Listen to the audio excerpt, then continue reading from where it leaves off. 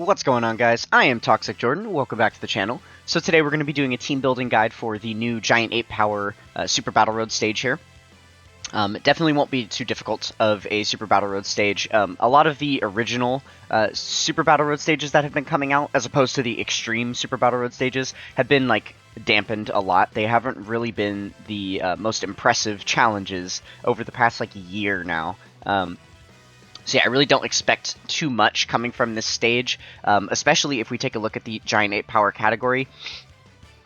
There is just some major powerhouse units on here. It's basically the Super Saiyan 4 category, right? Giant Ape Power. So you have all of the Great Ape transformation cards, as well as all of the Super Saiyan 4s. So you are predominantly going to be using Super Saiyan 4s on this team. So as you can imagine, this is going to be a pretty strong team to run. So let's go ahead and jump in. First, I'll give you guys a breakdown of a bunch of the strongest characters I think you should be using and why, and then I will show you some of the team builds that I have put together myself. Okay, so the first unit that we've got here is the Int Super Saiyan 4 Gogeta. He is going to be one of the best leaders you can use because he's a full 170% lead to Giant Ape Power, which is awesome because you're going to be able to use a few cards that are not, that don't qualify for other sub-leader skills. So this guy could be a really solid option. He is aging out of the meta just a little bit. His defense isn't quite what it once was, so he does need a little bit of help in that department. Like, you definitely can't throw him in slot 1 and then just expect him to tank super attacks before he gives off, this great defense raise from supering and stuff. He really does depend on his super attack to get defense, so he's a good slot 2 or slot 3 unit for sure. Especially with the high chance to evade. This is going to be a common theme with all the Super Saiyan 4s. Most of them have these countering mechanics, which is super, super helpful for not taking damage. But yeah, so that is going to be nice.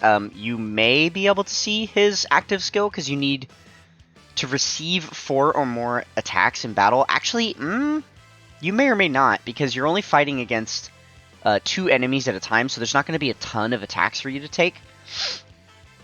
And like I said, you're not going to want to put him in slot 1, where most of the attacks usually are, because he can't tank hits before he, before he dishes them out. So, you might be able to see his active skill on, like, his second or third turnaround, depending on the RNG.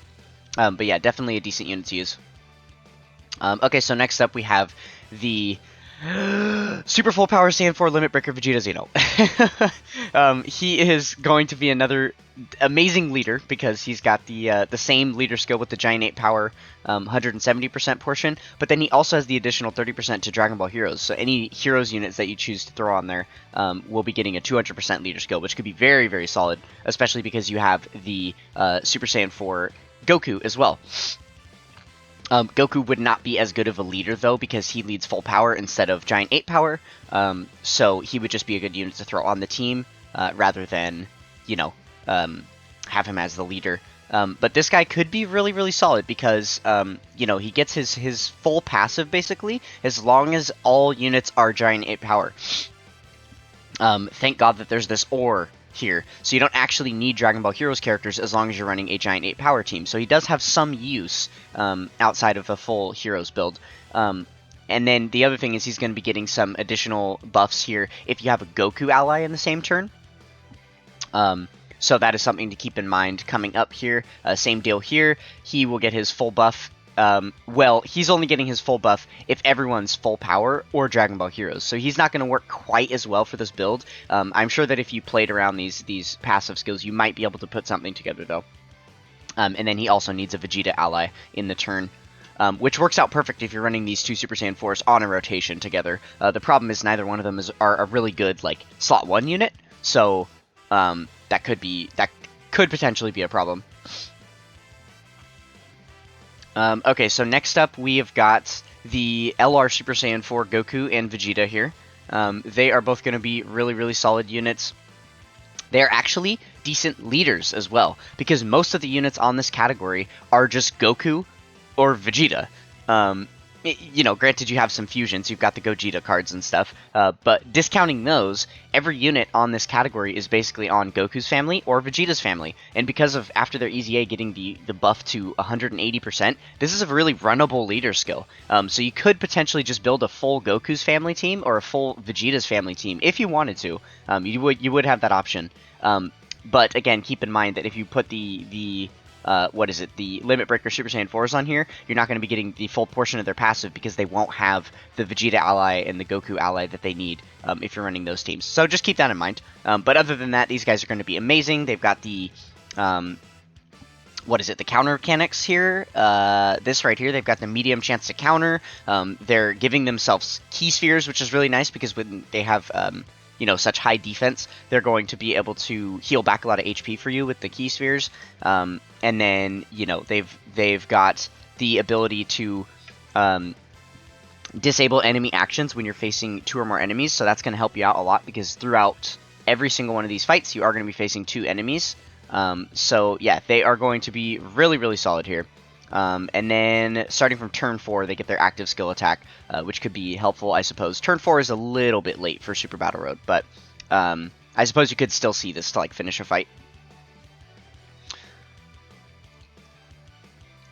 Okay, then we've got the LR Super Saiyan 4s here, the 7th anniversary LR here. So they are going to be GT Heroes, 170%, and then the additional 30 to Kamehameha. So this is another potential 200% lead that you could run, for sure. Between every unit on this team, I think most of them are on GT Heroes or Fuse Fighters, pretty much with the exception of the Heroes cards, right? But yeah, and most of them are on Kamehameha as well. Some of the Vegeta cards aren't, obviously, but I think all of the Goku cards and all of the Gogeta cards are on Kamehameha. So, yeah, all of those units are going to be getting the full 200% buff from them. They are a really, really solid unit for Super Battle Road because they've got the guard for turn 1. So if you have 2 of them, 1 on each rotation, then having that first turn guard basically means you have a guaranteed slot 1 unit that's going to be able to tank for you for the first 2 turns of the fight. Which is really, really solid. And I imagine that these guys themselves are going to be able to one-shot one of the enemies if you're getting them all of the key spheres and stuff that they need to get the full buffs out of their passive here. So yeah, definitely a really, really solid unit. Again, turn 4, you can activate their fusion here, so you may or may not be able to see that, but even in base, they are going to be an absolutely incredible unit to be using. Okay, another Dragon Ball Heroes killer that we've got. So Super Saiyan 4 Gohan, he's a nice sub-leader. He is 150% to Giant 8 power, so if you're missing some of these other big hitters and you don't have a way to build, a solid leader skill out of one of those units, then this guy could be a decent option for you, as long as you had maybe like a 200% lead on the other side. But yeah, this could be a good idea. So the main thing is that he has got this. Reduces damage received by 50% when there's another 2 or more Giant 8 power category allies on the team. So obviously you're going to have that. Everyone on your team is going to be Giant 8 power, so that works out perfectly for him. He's going to be reducing 50% damage reduction. That is so good. So let's see. He's also got some additional defense and high chance of stunning when performing a super attack. So these are 1-turn stuns that are only going to last for the turn that he's on rotation. But that actually works out well because this is a really solid slot 1 unit. So, if you attack an enemy and get off that stun, then he'll at least be stunned through slot 2 and 3. So you're protecting the entire rotation, which is nice. Sometimes units have this stunning portion of their passive, which is only a 1-turn stun, but then they're like a slot 3 support unit or something. So they don't get as much use out of this stun because by the time, they're in slot 3, that unit could have already attacked in slot 1 or 2 multiple times before you're getting a chance to stun them.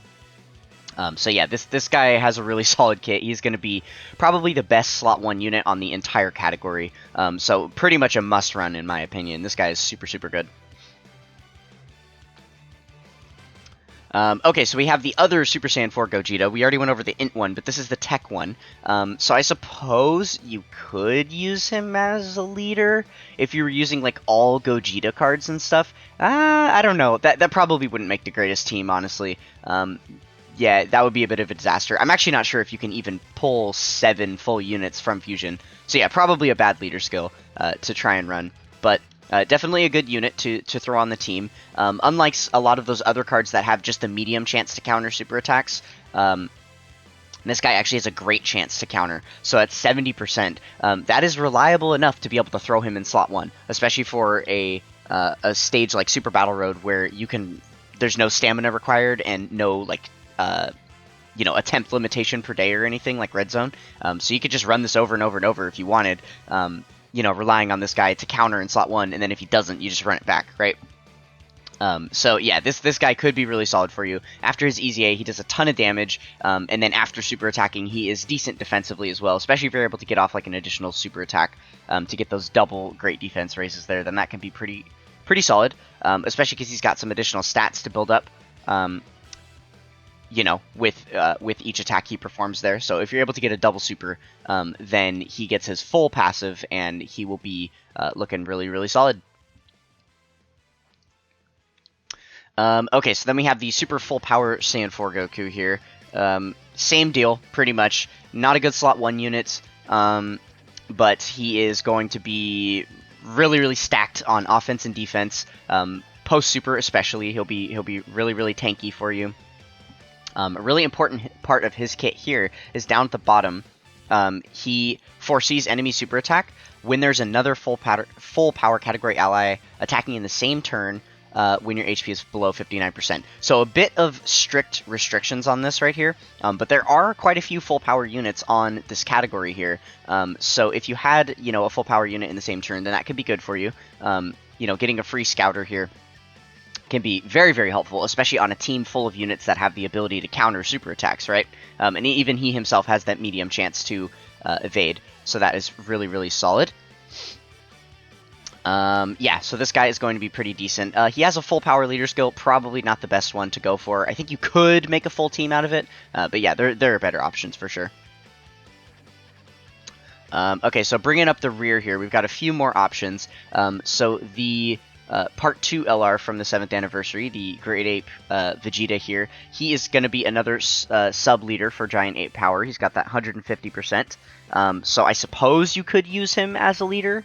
Yeah, honestly, there is a method here to using him as your leader and your friend leader, because his Ultra Super Attack is an AoE. So you're going to be attacking all enemies with that.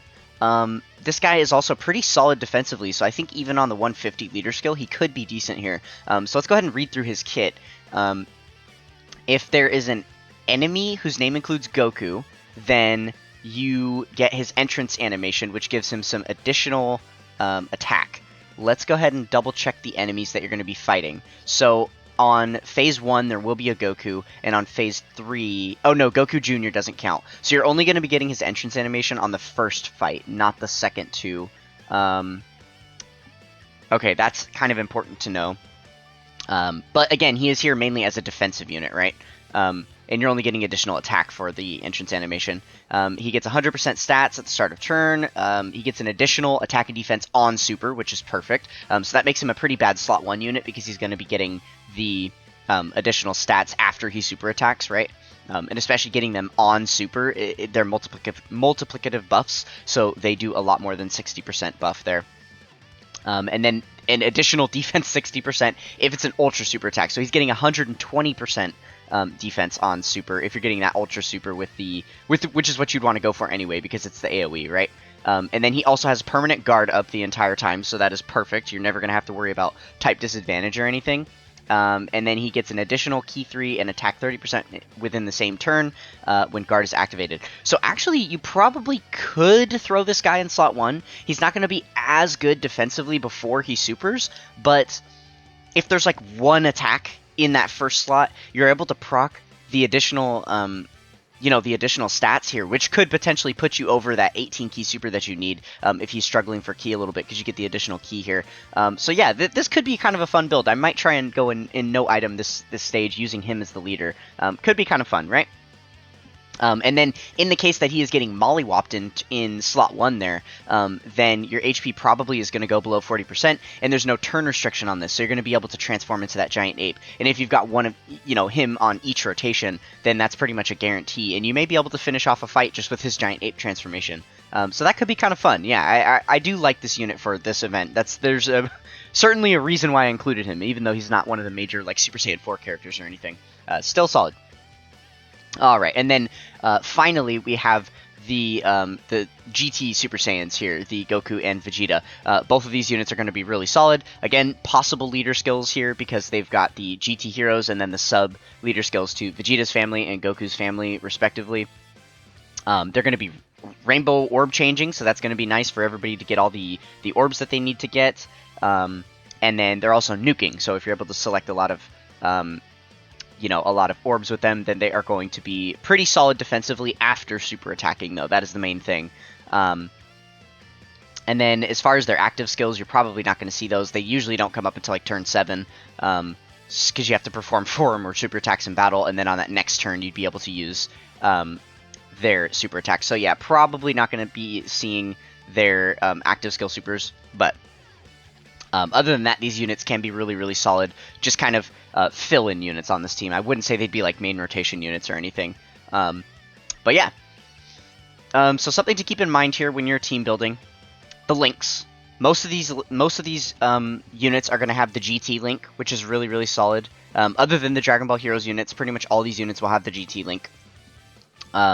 That is a really solid link to be depending on for sure. And then another link that is going to be really helpful, actually he doesn't have it, is... Does he have it? Oh, yeah, he does. Saiyan Roar. So this is going to be attack 25% and defense 10%. This is a really, really important unit for a lot of the Super Saiyan 4 characters. So keep in mind, all of these Super Saiyan 4 Gokus and Super Saiyan 4 Vegetas have Saiyan Roar, as well as this guy. He's got Saiyan Roar as well. So all of those units have Saiyan Roar, but then the Gogeta cards do not. So if we take a look at like this guy and then the Int Gogeta, they actually do not have Saiyan Roar. So that is a huge detriment to the amount of damage that they can do, as well as, hindering some of the other units on rotation if you keep this guy as a main rotation unit from using their Saiyan Roar as well. So yeah, that is something to keep in mind when doing your team building. Speaking of which, it is now time. We will switch over to in-game and take a look at some of the categories that I have put together, or some of the team builds that I have put together for this event.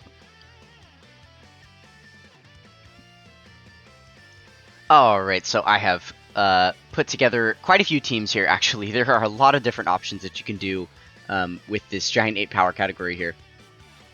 So this is the first team that I came up with. This is just kind of a grab bag team. There's not really anything too kind of focused going on here. Honestly, I think this is just like the 6 best units on the category. Maybe, it's debatable. There's probably more cohesive teams that we can put together that we'll see. But this one just looks kind of fun. It's just like a bunch of heavy hitters put together. Just to kind of show that you don't really need like a specific team build. Most of the units on this category are very strong. So a team like this probably would work perfectly fine. And then we can also do a full Dragon Ball Heroes build if we wanted to, so everybody's on that 200% leader skill. That is an option that you have. You are forced to use, some of these lower level units that aren't, like, amazing. This Cumber is actually pretty decent for Super Battle Road. If you put him in slot 1, then he has a high chance to, stun for the turn. So that could be decent. But yeah, this Vegeto's pretty aged out at this point. If he gets hit by a super attack and doesn't counter it, then he's going to get hurt. And this Bardock is not very good defensively. He can put out a lot of damage, though, so that could be helpful. Okay, so then we have the full GT Heroes build here. And every single one of these units is on Kamehameha as well, except for the 2 Vegetas. So they're only getting the 170% portion of the leader skill. Everyone else is on the 200%. So this would be a very, very strong team as well. Oh, actually, yeah, every single unit on this team can counter super attacks too. So that's really exciting. Okay, so this is an example of a Goku's family build here. This would be really, really strong. You definitely could do some work here with this team. The main problem here, though, is that running the heroes, any heroes units on here without having, okay, so the Goku not having a Vegeta is going to hurt him a little bit. And then same deal with the Vegeta's family build, having the Vegeta here without a Goku is going to hurt him a little bit. And then also the Grade 8 Vegeta. Oh no, I guess he only needs a Goku enemy in order to proc his passive. So yeah, never mind. But yeah, so these Goku's family and Vegeta's family teams should be strong enough to take down the event. Definitely not quite as strong as some of those other builds we could have made with the Gogetas on the team and stuff. But certainly usable. Definitely not too bad. So yeah, quite a few different fun teams to put together there. Hopefully you're able to build one of these many teams that we've got examples of here. And then, I didn't even go over every single leader skill because you could use the GT Super Saiyans as your lead as well and stuff. So yeah, hopefully you guys are able to put a team together to be able to take down this event. Hopefully you guys enjoyed this guide. If you did, then consider being a part of the Toxic Tribe with a like, comment, and subscribe on the video. That is going to do it for this one, and I will catch you guys next time. Peace!